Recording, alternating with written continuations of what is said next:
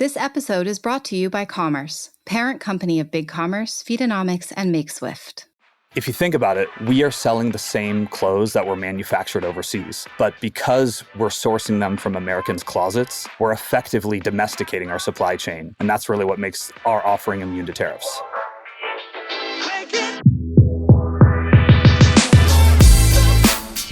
Welcome back to Retail Remix.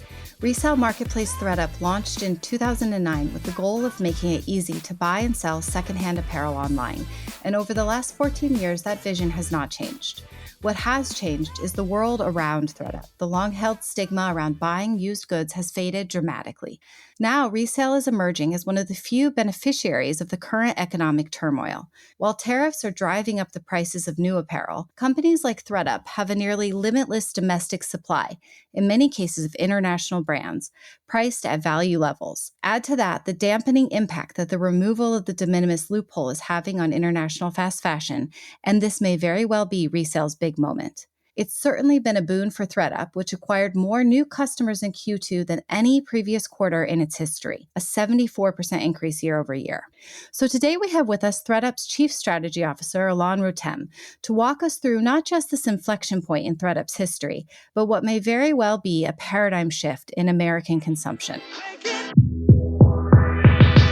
Welcome, everyone, to Retail Remix. Today, we are talking with Alon Rotem, Chief Strategy Officer of ThredUp, and it really couldn't be a better time to have him here. Alon, thanks for being with us today. Thank you for having me. So economically, this has been a very complicated year, but many of the headwinds that have challenged other verticals like wallet tightening, tariffs, have actually played in resale's favor, and that was very much in evidence in your Q2 earnings. Tell us a little bit about how you've seen all of this playing out at ThredUp and across resale in general this year. Sure. Yeah, we've definitely observed some behavioral shifts in resale. And I think the combination of inflation over the past couple of years, plus the tariffs, have really hit consumers' wallets in a pretty meaningful way. Everybody's looking to stretch their dollar. And I think, when we talk about resale, we're talking about like the trade down effect. And that means basically people can find the same item for less. I think if you also add in the awakening that's finally beginning to happen with consumers about the way that clothes are made, the impact of throwaway culture, you've got these conditions that have been really good for resale as a whole. ThredUp and others like us, we're a place where consumers can find great deals on a wide variety of apparel. Also, they can feel better about the environmental impact that they're making. I think more recently, the tariffs have been like a real case study for us in the sense that fast fashion companies have had to adjust their marketing spend and they've had to raise prices. So when you kind of have both of those things happening, for companies like ThredUp, that means our advertising dollars are more efficient when we're spending, and that helps us attract more customers. And then because our clothes haven't been impacted by tariffs,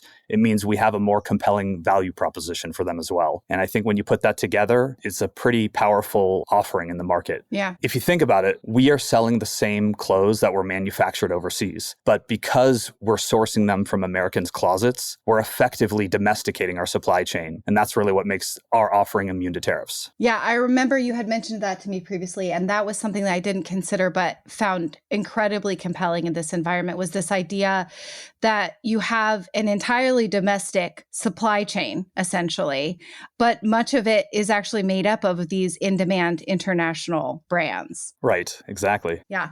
Another thing that James, your CEO in particular, has been very enthusiastic about is the ending of the de minimis loophole. And he's seen that also as a real boon for resale. Can you just talk a little bit more about the impact of that? Sure. So the de minimis loophole, for folks listening, has essentially been this U.S. trade policy that has made imports into the United States that are under $800 duty and tariff free. And so that de minimis loophole is really been the underpinning for what has made fast fashion business models really sing and be able to offer consumers these items at such incredibly low prices.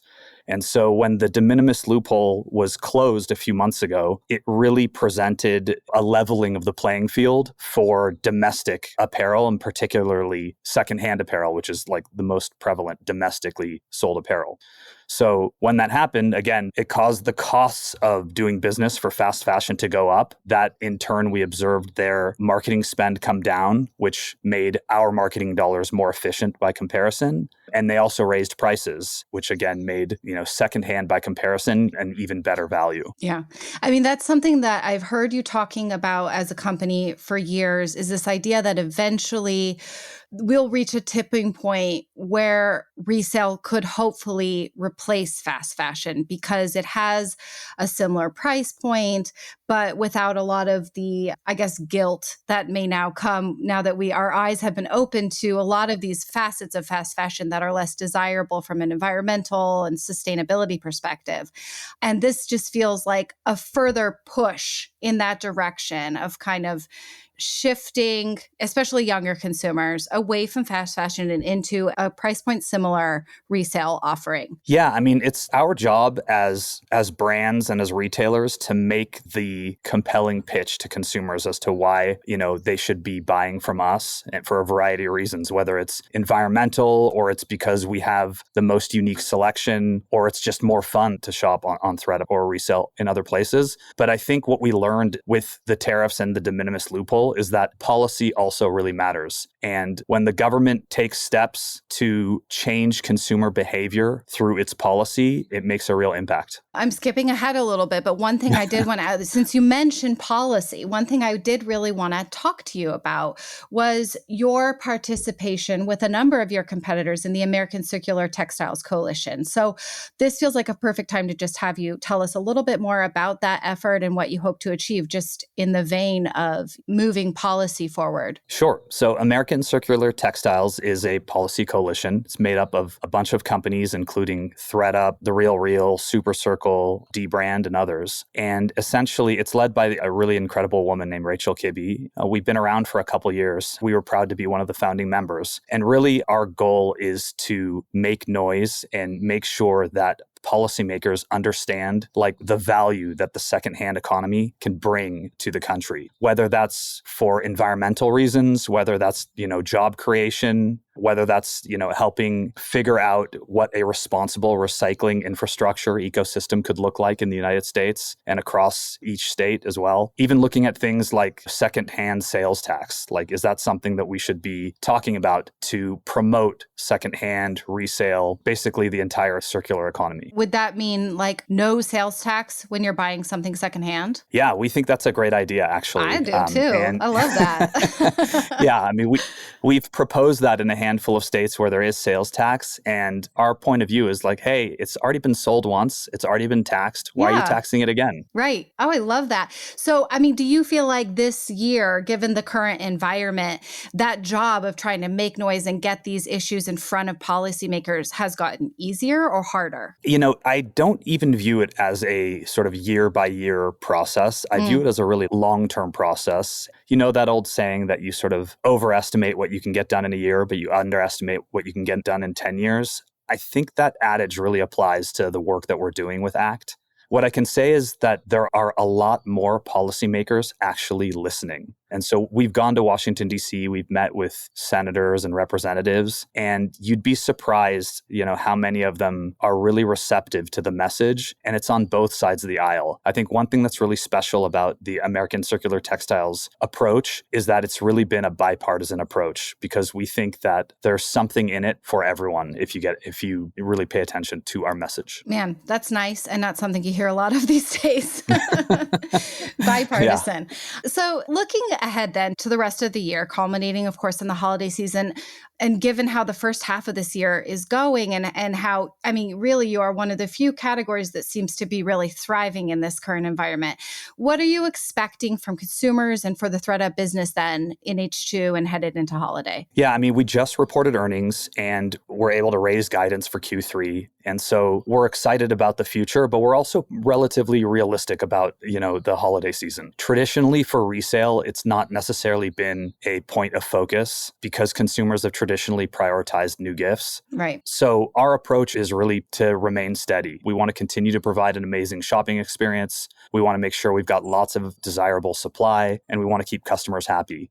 I think over time, it would be awesome to see ThredUp become that place where budget conscious shoppers come and look for great value and brands for gift giving. But that's going to take even more brand building on our part and more awareness, in the market generally of how secondhand shopping has gotten so much better. So we are cautiously optimistic, but also realistic. Yeah, that's a big mindset shift for consumers, right? I think most people feel there's a different standard when you're gifting something versus buying for yourself, huh? Yep. So far, that's been generally what we've observed. But, mindsets are changing. And so that could change in the near future, too.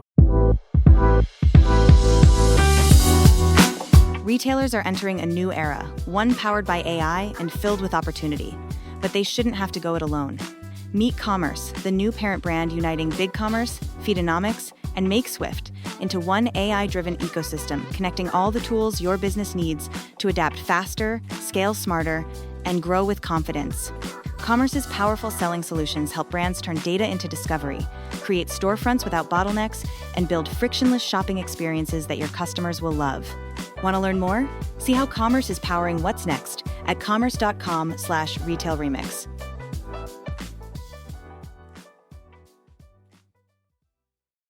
So, one thing that has always really impressed me about ThredUp is how nimble you are with your execution and your model while always really staying true to the core mission of the business. And as an example of that, earlier this year, you took a key part of your business, the Resale as a Service solution, where you previously, for a fee, power resale programs for other brands like Gap, Farm Rio, Fabletics, many others. And you made that now open source and free.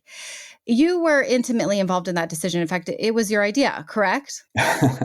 It was a collective idea, but I definitely had a part in it. Okay. Well, so tell us then about where the idea had its genesis and why you decided to move forward with it and what you hope the implications will be for the company. Sure. Yeah. No, I'm really excited about this part of our business. As you know, we've been at it for some time. And I think in the last year, as I sort of got more involved with the Resale as a Service business, it sort of dawned on us that our real core advantages are about processing supply at scale and our brand awareness as a leader in resale. So for us, our goal is now to maximize our role in the industry and process the most resale clothing we can. And in order to do that, we really had to look at the fee structure because it really meant that we wanted to make it as easy as possible for brands to get started and greenlight their resale programs internally. Brands are notoriously slow for making decisions on new initiatives. Right. And we felt like we had a really compelling offering, but the amount of slowdown and red tape that the fees were causing internally for those brands were really not worth it for us because, again, we really just want to process more secondhand clothing.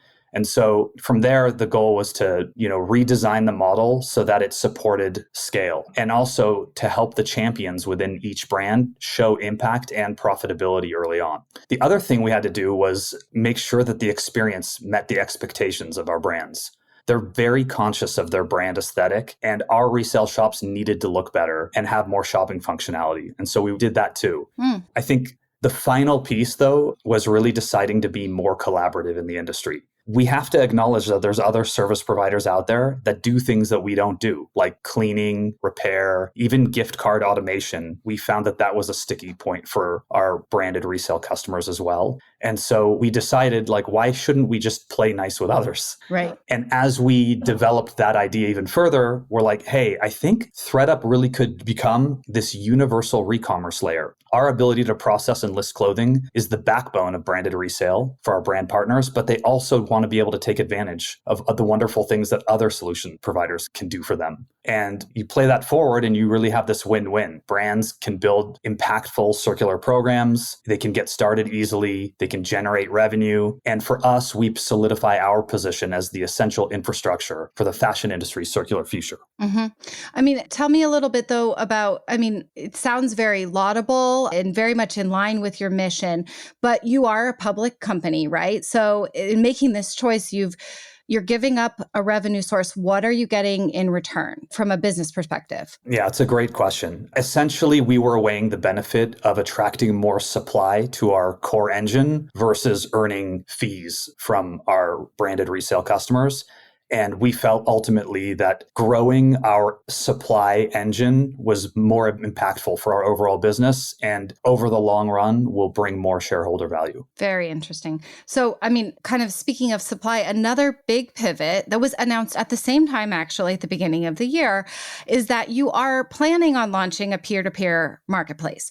And this one I'm really curious about. So tell us also about the reasoning kind of behind that expansion, especially because ThredUp has really made its name on this kind of convenience, high touch, experience-based managed marketplace model. That's not what a peer-to-peer marketplace really ends up being always. Yeah, that's right. And, we're 15 years into this, and we've stayed pretty true to our sort of core business model of the managed marketplace. But we have observed that there's a lot of sellers out there that want to do the work themselves and want to maximize their earnings, and also just want to sort of manage the process. So for us, again, when we're looking at, what are the ways that we can fortify and make our supply chain more resilient, it's really offering more choice to the seller. So with a managed model and with a peer-to-peer model, customers really don't have to go anywhere else. Yeah. They can come to us, they can do the work themselves, or they can ask us to do the work, just depending on, it's not even necessarily a different seller. The same seller can have different goals with different items in their closets. Yeah. So we think that ultimately that is a convenience play in the broader sense. And what's special here is, even though it's a peer-to-peer model, it's going to be really closely integrated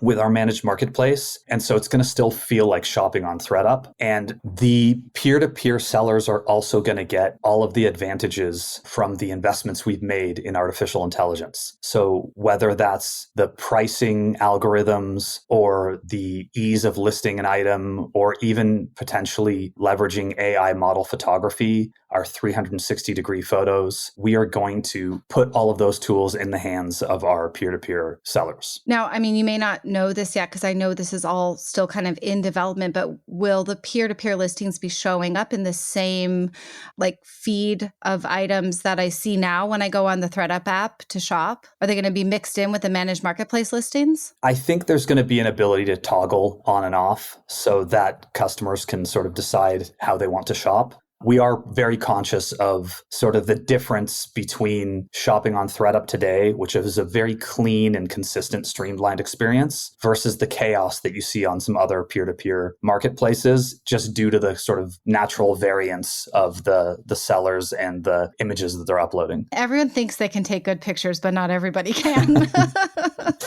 It's very difficult. I agree with you. Yeah.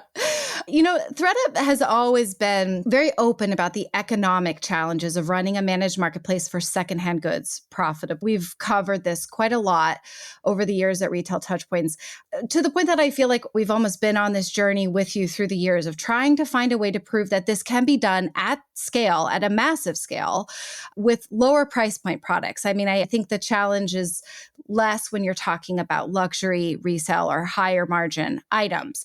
And over the years, ThredUp has pulled a ton of different levers to try to find kind of that right balance between fee structure, experience, profitability. It feels like you're getting really close. Is that true? And just tell us how all of that is going and making this a really, solid business proposition. Sure. Yeah, no question. It's been really difficult and it's been a journey. Yeah, we've had this success over the last 7 quarters of being profitable, and in the US at least. And it's been the direct result of prioritizing, gross margins and operational efficiency. Our goal is to reinvest all of the capital that we generate, or at least almost all of it, into growing our customer base. And so what do I mean by that? It means making smart investments into our people, into our operations, and into our marketing. So one thing I like to think about are the teams in our distribution centers. Our distribution centers are really the lifeblood of our success. And there's just constant innovation by our teams happening there, improving the speed and the accuracy of processing clothing.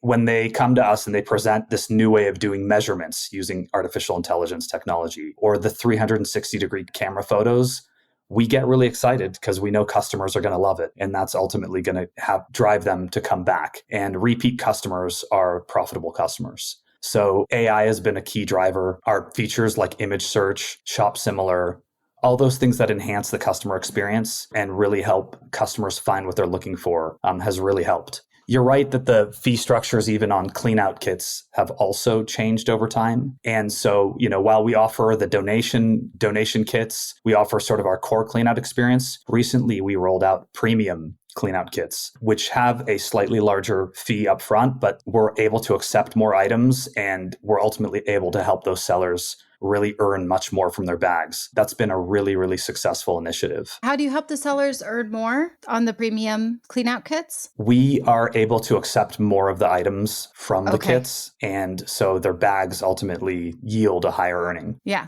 All right. You've mentioned AI a few times, and it's something that as a ThredUp customer, I've really noticed over the last year. It's one of the few places I would say online where as a consumer, have noticed this technology making a marked improvement in the consumer experience. So how important has AI been in achieving this move toward profitability, which you've been striving toward for 15 years or so? It's extremely important. And I think one of the big areas that we've really noticed the most impactful change has just been with search.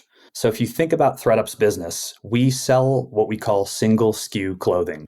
Everything that we list is one of one. We sort of liken it to selling snowflakes, if you will. Yeah. So traditionally searching on ThredUp amongst, let's say, 5 million items and finding that thing you're looking for has just been challenging. It's inherently harder to shop secondhand in that way than it is to sort of shop your favorite department store. And the power of AI has really taken search years and years forward in terms of its development and what it can do for the consumer. So now a consumer can type in that search bar really anything they're looking for, and the power of AI that we've implemented into our search functionality really serves up extremely relevant content. So the consumers are finding what they want.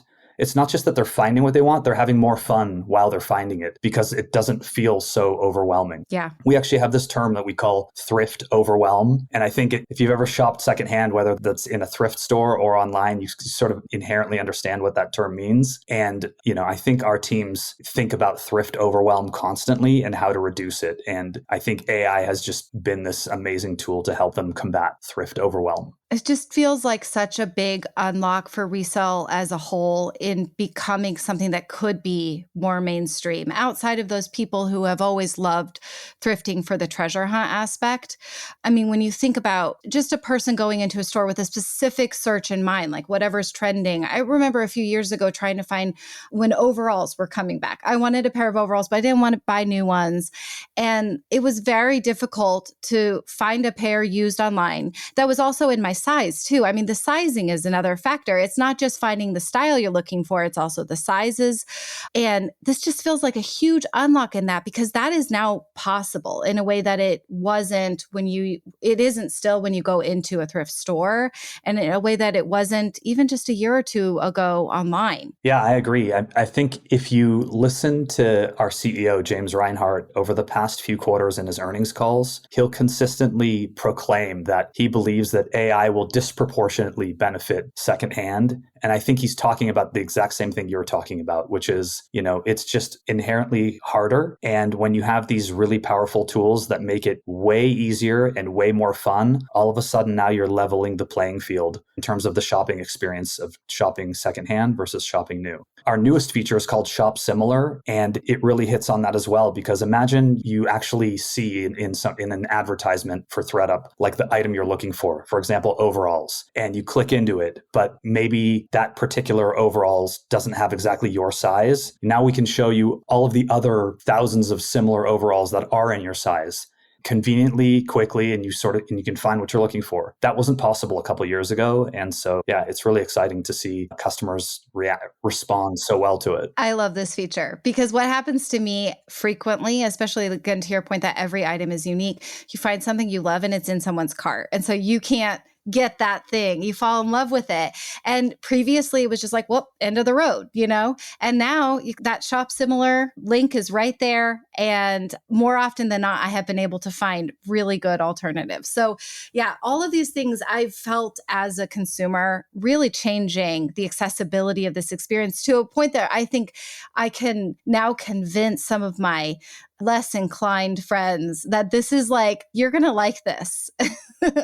Yeah, that's the mainstreaming of secondhand. And that's really what we're going for. I want to talk a little bit about the competitive dynamics in this category because, and you mentioned it a little bit earlier when you're talking about making resale as a service free and also your work with the ACT Coalition. But there's a lot of players in this resale space now, but somehow it feels very collegial instead of like hyper competitive between the different players. And of course, in some ways, you're competitors. But is it really like that on the inside? Or is it just you guys put on a really nice front? I love this. So you're asking me to spill the tea on competition in the resale. I'm asking it behind the scenes. It's like claws out, but like when you're in front of everybody else, you smile. And play nice. It's a fair question. Look, I would say that at the end of the day, every company is competitive in the sense that we're all trying to be successful. Yeah. But all of the players in the resale industry that I've come across, we are sort of kindred spirits in a sense. We all believe in the mission and the impact that resale can have. And beyond that, I think the other piece is we have a shared understanding of just how hard the business models are and how stacked against the odds they are as well. And so there is sort of like a shared brotherhood or sisterhood in that sense. The other piece is we feel like it's a massive market. So there is definitely room for many players. And so we're rooting for them too. The larger the secondhand economy is, the more robust the resale industry is with lots of players. That just means more consumers are paying attention to us and looking at secondhand as a viable option. And so for the most part, it is really a rising tide lifts all boats scenario. And beyond that, we sort of recognize that everybody does things a little bit differently as well. And I think that there's value in that variance. And especially if you look at what we're trying to do with resale as a service, we're really trying to take advantage of what everybody else does well and make it sort of fit within what we think we do well. Mm-hmm. Okay, so tell us then a little bit more about that, though, what you see as ThredUp's real like kind of competitive moat within this growing group of companies. Yes, the competitive moat. Yes. I do love that question. And it's the reason why I love it is it's actually what attracted me to ThredUp in the first place when I was looking sort of for my next role. So for ThredUp at its core, it's all about the operational infrastructure and the supply chain that we built.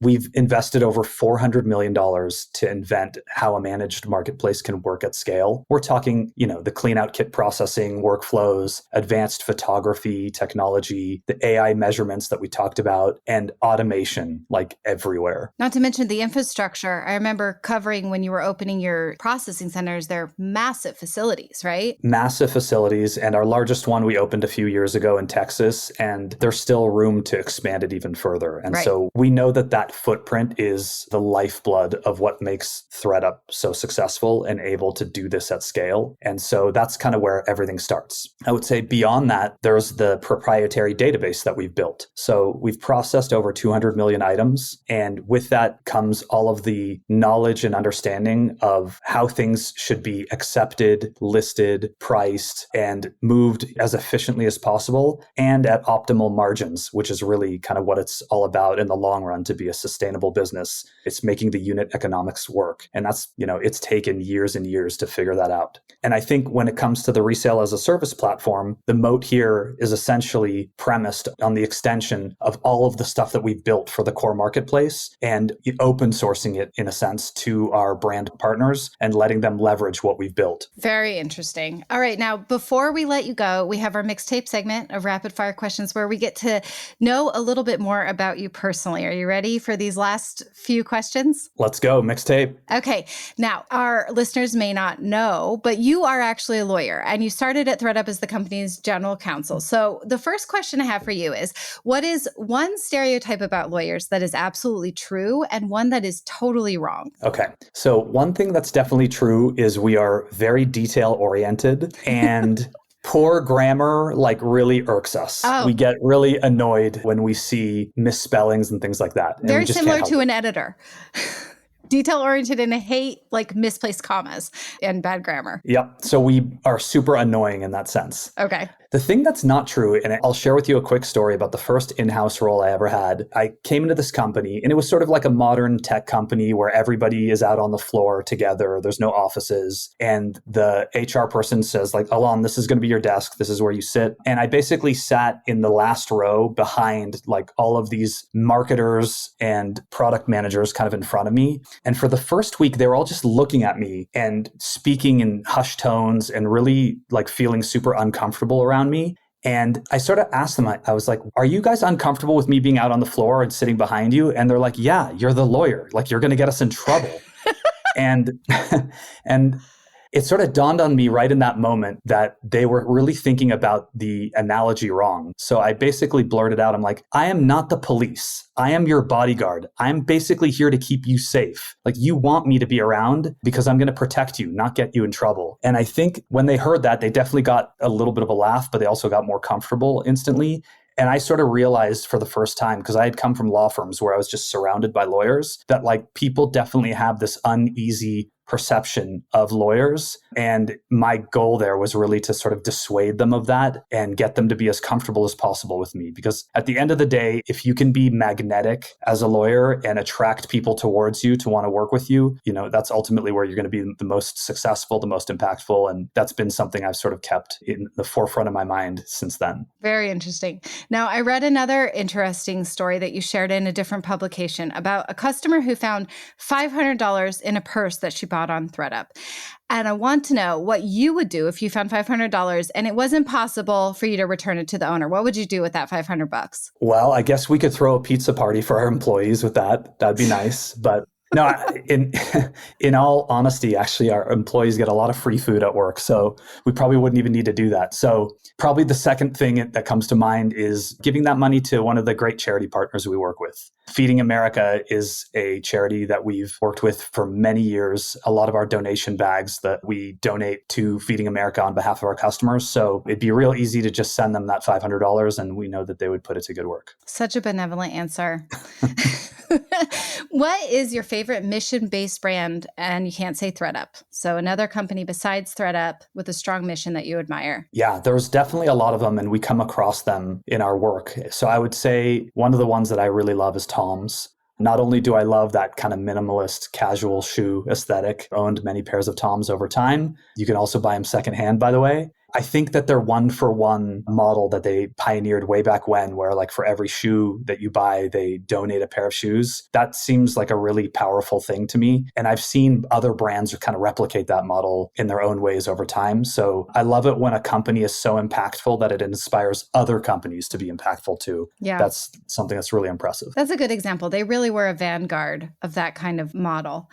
What is an attribute that you think is most important in an effective leader? I would have to say trust. Trust is really important between a leader and the people that they work with. To me, leading people is all about inspiring them to do their best work. And I learned this from our CEO, James Reinhart. I remember almost 9 years ago, my first day at ThredUp, he came up to me and basically said, "Hey, I just want you to know I trust you by default." And it wasn't just that I was a brand new employee and I heard my boss tell me that he trusted me on the first day. It just made me feel like I really wanted to live up to that privilege going forward. And I've taken that approach with my teams ever since, and it's served me pretty well. So I'd have to say Smart move, trust. James. I like it. Last one is your favorite AI application or tool of the moment. Okay, I'm going to go with something that's not a ThredUp AI tool. Yes, please. Because that would be that'd be too biased. although I do love them and I want to promote them every time I can. But no, as a lawyer, I've actually really been enjoying this new tool called GC AI. So GC, like General Counsel AI. It's sort of like ChatGPT, but it's tuned up for legal work specifically. And it has this really cool easy prompt feature where it sort of turbocharges a really basic prompt that you put into it. And it's made me insanely more productive. You know, even when I can't totally escape work on vacation, it helps reduce the number of hours that I'm working on vacation. And my family is very appreciative. So well, that's nice. Shout out to GC AI. All right. I haven't even heard about that one, but it's not really in my realm. So I guess that kind of makes sense. Yeah, it's like lawyers only. Right. Well, if you're a lawyer, now you know where to look. So thank you, Alon, for being here with us today. We really appreciate your time. This was really fun for me in particular, being a lifelong thrifter myself. Well, thank you for being a lifelong thrifter. And I also had a great time. Thanks, Nicole. Awesome. And thanks to all of you for listening. We would love to continue the conversation with all of you on LinkedIn on the Retail Touchpoints page. Stop by and tell us your own resale experiences, what you would do with $500 that if you found it on the street, or anything else that this conversation sparked. Thanks, everyone. Talk to you all soon. Thanks for joining us for another episode of Retail Remix. Be sure to subscribe so you don't miss a future episode. You can find us on Spotify, Apple Podcasts, YouTube, or your favorite podcast app. Until next time, keep mixing it up.